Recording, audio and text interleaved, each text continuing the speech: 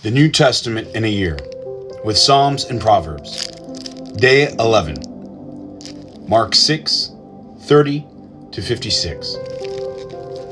Jesus feeds 5,000. The apostles returned and met with Jesus, and told him all they had done and taught. There were so many people coming and going that Jesus and his disciples didn't even have time to eat. So he said to them, "Let us go off by ourselves to some place where we will be alone and you can rest a while." So they started out in a boat by themselves to a lonely place.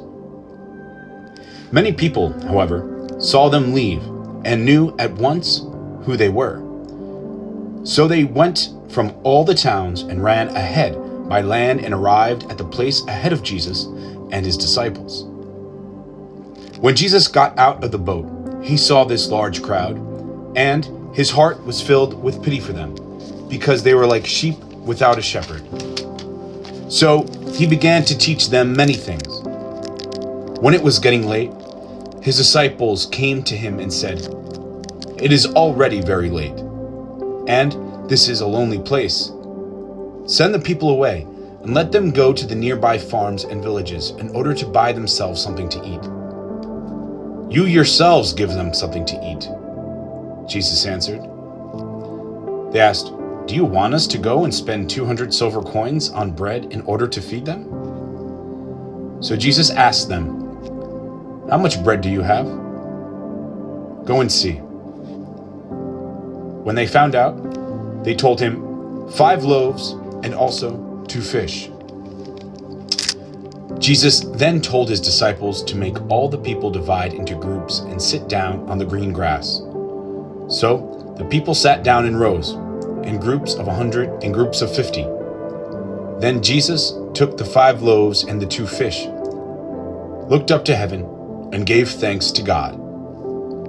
He broke the loaves and gave them to his disciples to distribute to the people. He also divided the 2 fish among them all.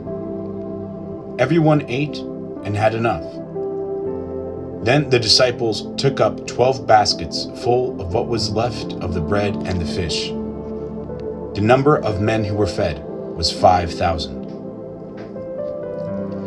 Jesus walks on water. At once Jesus made his disciples get into the boat and go ahead of him to Bethsaida, on the other side of the lake, while he sent the crowd away. After saying goodbye to the people, he went away to a hill to pray. When evening came, the boat was in the middle of the lake, while Jesus was alone on the land. He saw that his disciples were straining at the oars, because they were rowing against the wind. So sometime between 3 and 6 o'clock in the morning, he came to them, walking on the water. He was going to pass them by, but they saw him walking on the water. "It's a ghost," they thought, and screamed. They were all terrified when they saw him. Jesus spoke to them at once. "Courage," he said. "It is I. Don't be afraid." Then he got into the boat, and he got in with them, and the wind died down. Then he got into the boat with them, and the wind died down. The disciples were completely amazed because they had not understood the real meaning of the feeding of the 5,000. Their minds could not grasp it. Jesus heals the sick at Gennesaret. They crossed the lake and came to a land at Gennesaret, where they tied up the boat. As they left the boat, people recognized Jesus at once. So they ran throughout the whole region, and wherever they heard he was, they brought to him the sick lying on their mats. And everywhere Jesus went, to villages, towns, or farms, people would take their sick to the marketplaces and beg him to let the sick at least touch the edge of his cloak. And all who touched it were made well. Proverbs 11. The Lord hates people who use dishonest scales. He is happy with honest weights. People who are proud will soon be disgraced. It is wiser to be modest. If you are good, you are guided by honesty. People who can't be trusted are destroyed by their own dishonesty. Riches will do you no good on the day you face death, but honesty can save your life. Honesty makes a good person's life easier, but the wicked will cause their own downfall. Righteousness rescues those who are honest, but those who can't be trusted are trapped by their own greed. When the wicked die, their hope dies with them. Confidence placed in riches comes to nothing. The righteous are protected from trouble. It comes to the wicked instead.